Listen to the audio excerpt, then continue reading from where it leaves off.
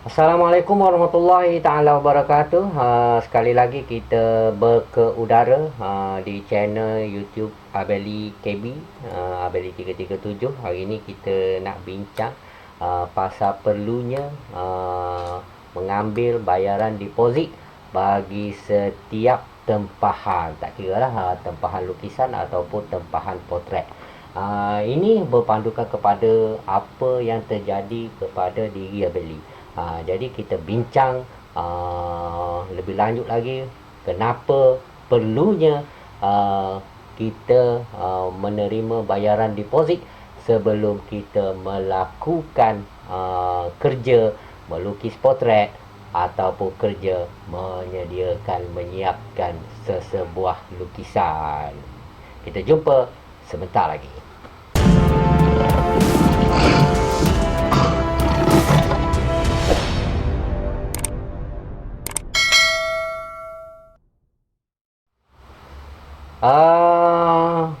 Untuk makluman saudara-saudara, saudari-saudari, sahabat-sahabat, adik-adik, abang-abang, kakak-kakak yang mungkin baru nak mencuba ataupun menceburi bidang melukis. Jadi kita ni akan menerima, biasanya kita menerima tempahan daripada, tak kira lah, daripada internet, Facebook, ataupun daripada mana-mana sumber sekalipun, dan mereka nak tempah lukisan. Contoh ini yang terjadi pada Beli. Ini pada mulanya canvas ni adalah lukisan lain ni. Sebelum Beli buat balik ni, tindan balik dengan warna-warna ni untuk menghilangkan lukisan yang asal, kerana pada mulanya si Polan ni dia ada buat tempahan tanpa dia tanpa sebarang deposit. Sebab kita pun sebenarnya hanya percaya. Jadi bila dah dia tempah, kita terus lukis. Bila kita dah lukis, kita dah sketch, lepas tu kita tunjuk dekat dia, dia baru tanya harga. Berapa harga satu lukisan. Mula-mula tu dia bagi tahulah dia nak lukisan oil painting warna saiz besar gini, A1 saiz. Jadi bila kita dah buat sketch, kita dah tunjuk dekat dia, baru dia bertanya harga, berapa harga. Dan kita bagi tahulah harga yang kita biasa ambil dengan medium oil painting saiz. Dan bila kita beritahu harga, barulah dia tarakajut. Dia terkejut. Mungkin di luar daripada yang yang dia kira, di luar daripada yang dia expect, ataupun yang di luar daripada yang dia fikirlah. Jadi bila dah begitu, mulalah macam-macam dia punya alasan untuk buat benda ni tak jadi. Jadi bila dah tak jadi, kita dah burn satu dari segi masa kita buat sketch, dan juga dia boleh hilang begitu saja. Lalu kita, untuk mengelakkan lebih banyak lagi kerugian, kita terpaksa tindih balik paste color dan kita masukkan karya yang baru. Jadi kerana itulah Beli hari ini terdetik untuk buat satu video yang kita bicarakan kenapa perlunya kita mengambil bayaran deposit sebelum kita mula melakar ataupun mula buat kerja-kerja melukis. Yang pertama, perlunya deposit yang pertama sebagai tanda jadi. Bila dah ada orang yang tempah, kita perlukan sedikit deposit sebagai tanda jadi. Kerana tak semua yang tempah lukisan ni benar-benar dia serius dia nak tempah lukisan.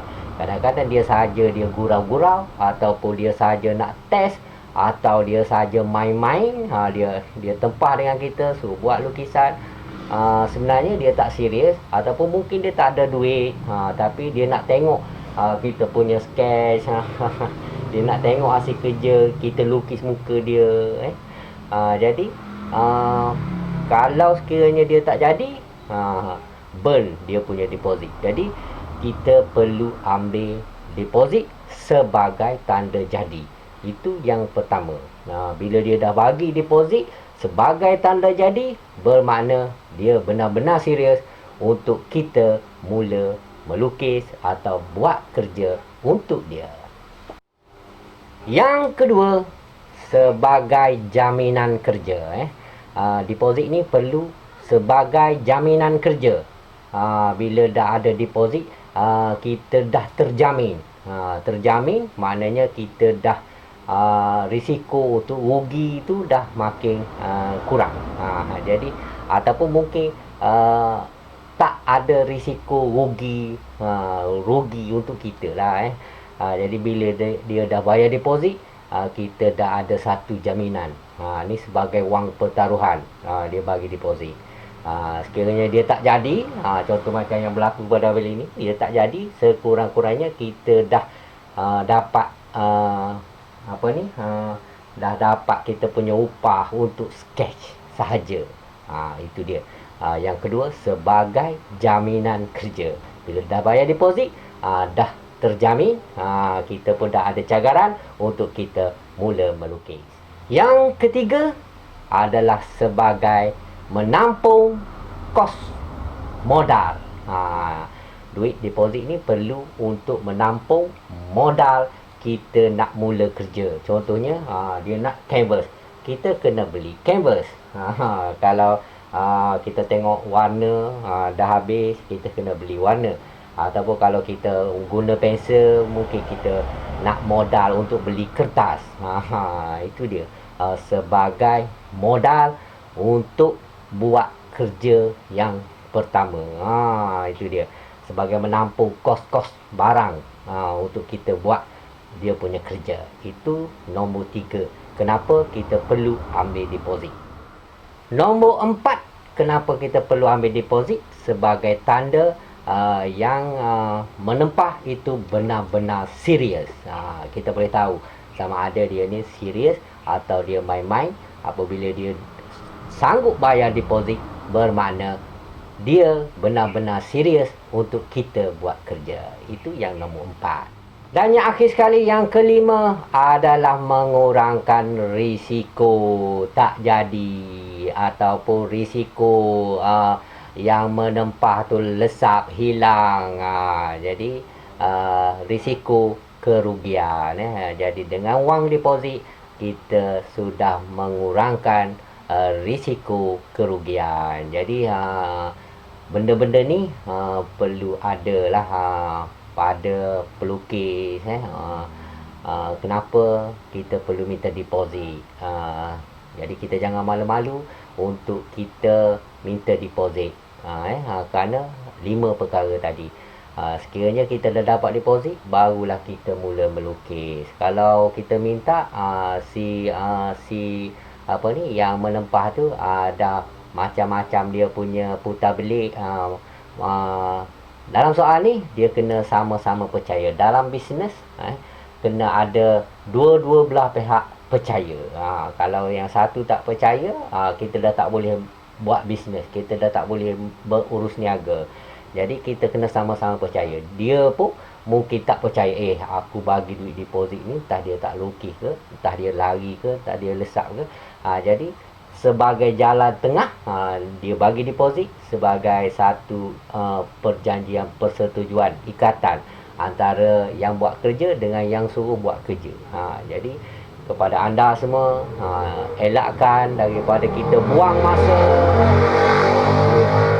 Elakkan kita daripada buang masa buat kerja yang hasilnya akan merugikan diri kita.